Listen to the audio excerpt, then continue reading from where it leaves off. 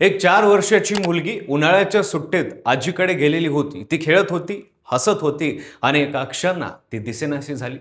ती घरी परत आली नाही म्हणून तिचा शोधाशोध सुरू झाला आणि जेव्हा ती सापडली तेव्हा तिची अवस्था पाहून सगळं गाव हादरलं. त्या चिमुकलीवर अत्याचार करून तिची निर्घृणपणे हत्या करण्यात आली होती. पण त्यानंतर जेव्हा शवविच्छेदन अहवाल आलं म्हणजेच पोस्टमॉर्टम रिपोर्ट आली ते वाचून अंगावर काटा आला.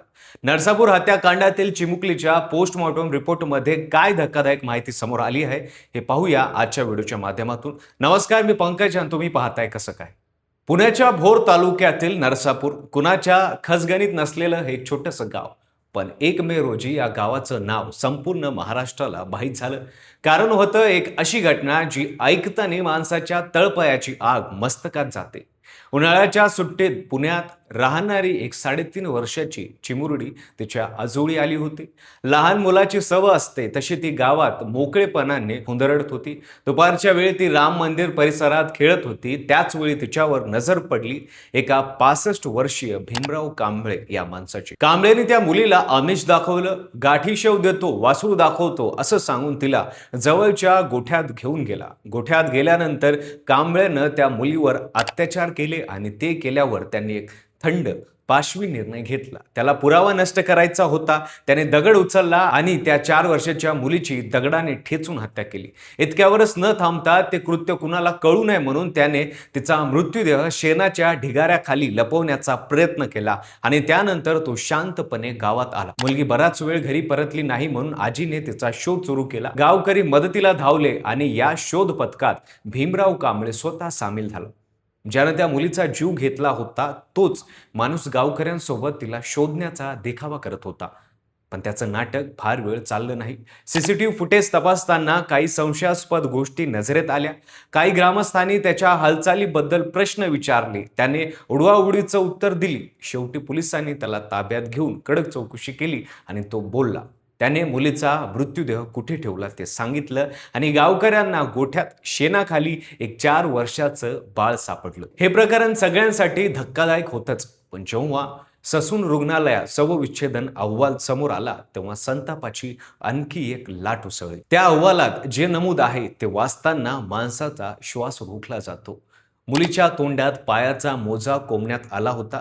तिच्या छातीवर वळ उमटले होते. अत्याचार करताना ती जिवंत होती आणि त्यानं हे सारं करत तिचा जीव घेतला. ही माहिती समोर आल्यावर फक्त डोळे पाणवत नाहीत, मन सुन्न होतं. आता आणखी एक भयंकर सत्य समोर आलं आहे. भीमराव कांबळे हा पहिल्यांदाच असा गुन्हा करत नव्हता. त्याच्यावर यापूर्वी एका 75 वर्षाच्या वृद्ध महिलेवर बलात्कार केल्याचा गुन्हा दाखल आहे. स्वतःच्या पुतणीवर अत्याचाराचा आरोप आहे. तो जेलमध्ये गेला पण पुरेशी शिक्षा झाली नाही, सुटला आणि पुन्हा त्याने हे कृत्य केलं. यावेळेस एका निरागस चिमुरडी त्याची बळी ठरली. या घटनेची बातमी वाऱ्यासारखी पसरली. नरसापूर गाव बंद पाडलं. ग्रामस्थांनी मुलीचा मृत्यूदेह घेऊन पुण्याच्या नवले पुलावर रस्ता रोको केलं. मुंबई बेंगळुरू महामार्ग उडवला. मुलीच्या वडिलांनी थेट मागणी केली की मुख्यमंत्रींनी येऊन लिहून द्यावं की आरोपीला फाशी होईल.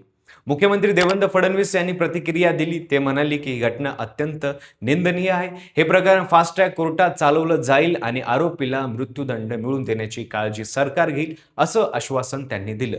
सध्या आरोपी भीमराव कांबळे 7 मे पर्यंत पोलीस कोठडीत आहेत. पोलीस सर्व पुरावे जमवत आहेत. वैद्यकीय चाचण्या झाल्या आहेत.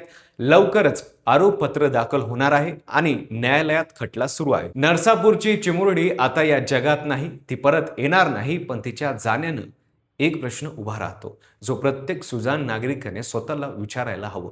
कांबळे यापूर्वी असाच गुन्हा करून बाहेर आला होता. तेव्हा जर न्यायव्यवस्थेनं कठोर भूमिका घेतली असती तर आज ही मुलगी जगली असती का?